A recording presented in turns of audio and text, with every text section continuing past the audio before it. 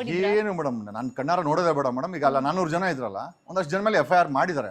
ಅವ್ರ blood checkup ಮಾಡೋ ಸಿಕ್ಕಾಕೊಳ್ಳುತ್ತಲ್ವಾ? Not necessary. ನಾನು ಹೇಳೋದೇ ಬೇಡ. Why should I become A judge?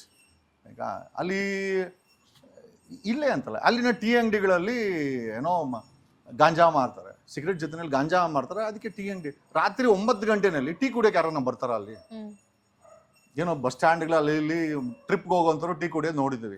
ರಾತ್ರಿ 9 ಗಂಟೆಲಿ ನನ್ನ ಮೇಲೆ ಕಂಪ್ಲೇಂಟ್ ಆಗಿರೋದು ಏನು ಅಂತಂದ್ರೆ, ನಾವು ಟೀ ಕುಡಿತಾ ಇದ್ವಿ, ನಮ್ಮನೆ ಅಟ್ಯಾಕ್ ಮಾಡಿದ್ರು ಅಂತ. ಟೀ ಕುಡಿತಾ ಇದ್ರು, ಗಾಂಜಾ ಕುಡಿತಾ ಇದ್ರು. ಅವ್ರದ್ದು ವರ್ಷನು ಟೀ, ನಮ್ಮ ವರ್ಷನು ಗಾಂಜಾ ಮತ್ತೆ ಡ್ರಗ್ಸು.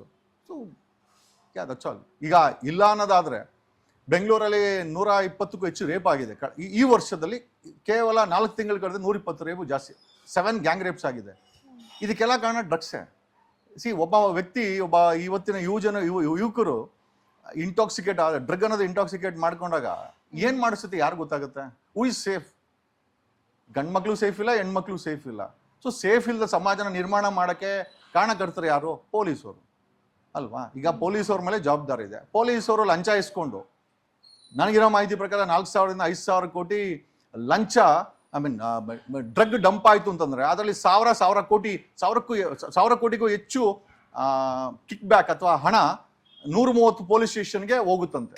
ಏನು ಮೇಡಮ್ ನಾನು ಕಣ್ಣಾರ ನೋಡೋದೇ ಬೇಡ ಮೇಡಮ್. ಈಗ ಅಲ್ಲ 400 ಜನ ಇದ್ರಲ್ಲ, ಒಂದಷ್ಟು ಜನ ಮೇಲೆ FIR ಮಾಡಿದ್ದಾರೆ. ಅವ್ರ ಬ್ಲಡ್ ಚೆಕಪ್ ಮಾಡೋ ಸಿಕ್ಕಾಕೊಳ್ಳುತ್ತಲ್ವಾ? Not necessary. ನಾನು ಹೇಳೋದೇ ಬೇಡ. Why should I become A judge?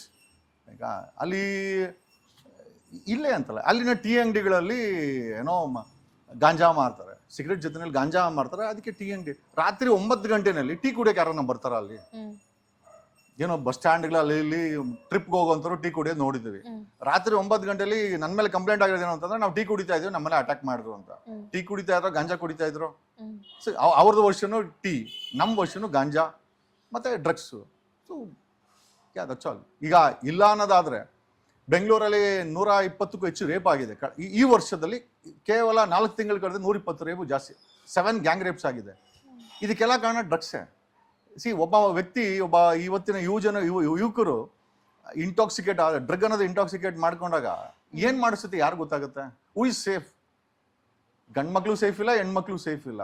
So safe ಇಲ್ಲದ ಸಮಾಜನ ನಿರ್ಮಾಣ ಮಾಡಕ್ಕೆ ಕಾರಣಕರ್ತರು ಯಾರು? ಪೊಲೀಸರು ಅಲ್ವಾ? ಈಗ ಪೊಲೀಸವ್ರ ಮೇಲೆ ಜವಾಬ್ದಾರಿ ಇದೆ. ಪೊಲೀಸವರು ಲಂಚ ಇಸ್ಕೊಂಡು, ನನಗಿರೋ ಮಾಹಿತಿ ಪ್ರಕಾರ 4,000 ರಿಂದ 5,000 ಕೋಟಿ ಲಂಚ, ಡ್ರಗ್ ಡಂಪ್ ಆಯ್ತು ಅಂತಂದ್ರೆ ಅದರಲ್ಲಿ 1,000 ಕೋಟಿಗೂ ಹೆಚ್ಚು ಕಿಕ್ ಬ್ಯಾಕ್ ಅಥವಾ ಹಣ 130 ಪೊಲೀಸ್ ಸ್ಟೇಷನ್ಗೆ ಹೋಗುತ್ತಂತೆ.